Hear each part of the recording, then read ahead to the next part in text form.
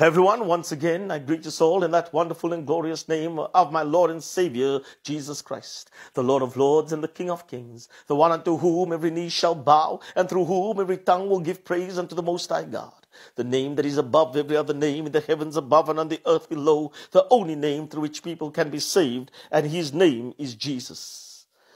The message that I'm sharing with you today I've titled, I Believe. My foundational text is founded in the book of Hebrews chapter 11, verses 17 to 19. And it reads as follows in the New King James Version of the Bible. By faith, Abraham, when he was tested, offered up Isaac. And he who had received the promises offered up his only begotten son, of whom it was said, in Isaac your seed shall be called, concluding that God was able to raise him up, even from the dead, from which he also received him in a figurative sense. Hebrews 11, 17 to 19 in the New King James Version of the Bible. Oftentimes you hear someone say, I believe. In fact, many of us have said that. However, when our faith is tested, like when a loved one you've been praying for dies, or there are challenges in your marriage, or your child is on drugs, or someone breaks your heart, or you lose your job or business slacks, then our actions reveal whether we truly believe or what we believe. God doesn't tempt us with evil, but he does test our faith. As it is written, my brethren, count it all joy when you fall into various trials, knowing that the testing of your faith produces patience. But let patience have its perfect work, that you may be perfect and complete, lacking nothing. James 1, 2-4 in the New King James Version of the Bible. All the unpleasant and unhappy experiences in Joseph's life were a test of his trust in God. Joseph was not reaping what he had sown from mistakes he had made, nor was he being disciplined for sins he had committed. No, Joseph's faith in God's word to him was being tested.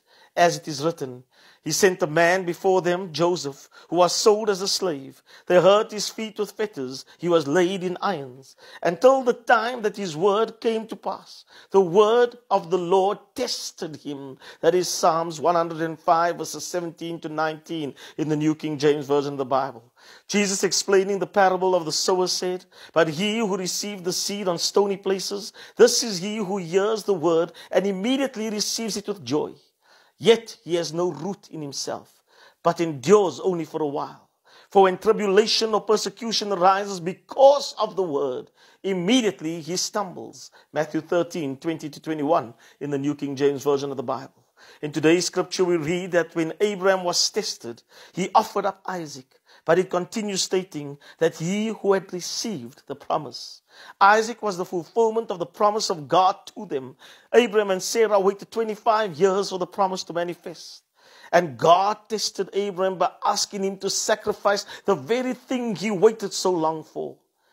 Isaac was not a baby at the time, because when we read the account in Genesis 22, he said to his father, I see the wood and the fire, where is the sacrifice? And Abraham responded in faith, God will provide the sacrifice. Sometimes God will test you with what he gave you. I remember Pastor Ray McCauley sharing a testimony that someone sold $1 million, not sure if it was rands or dollars, to him. And God laid it basically on his heart to sow it into someone else's ministry. And at the time, they themselves needed it. However, that act of obedience was rewarded by God in a way beyond what they could imagine through Rhema Bible Church, Johannesburg, South Africa. I was just getting back on my feet financially, selling 6 properties a month, and then felt it laid on my heart that I need to go to Bible school full time. It obviously would affect my sales, and I had to choose between working toward what I wanted, which was to have our own real estate business, and obedience to God. I obeyed God.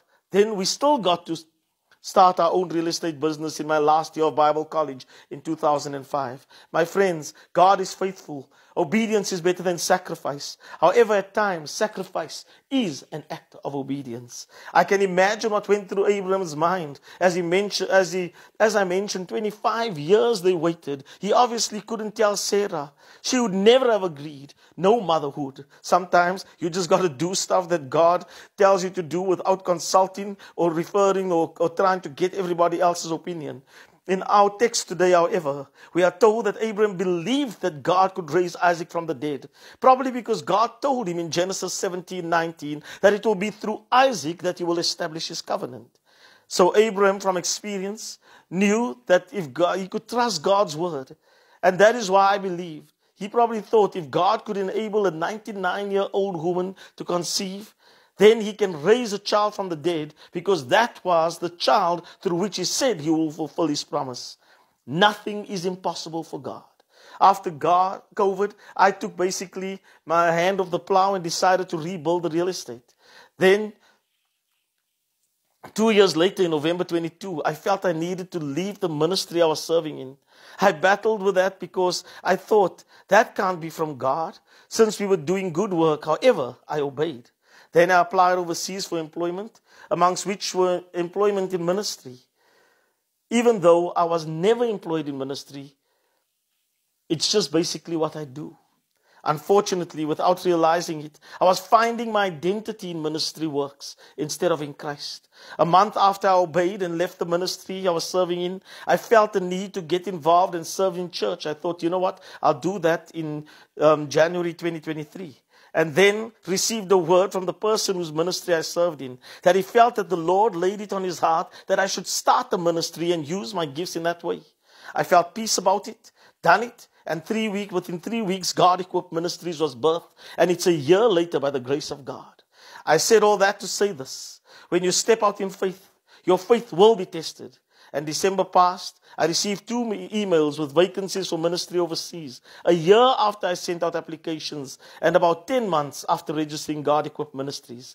I gather my faith was basically, the test of my faith was that if I was willing to give up the ministry, and I'm glad to say I was, because the ministry firstly does not belong to me, it belongs to God. And secondly, ministry doesn't define me.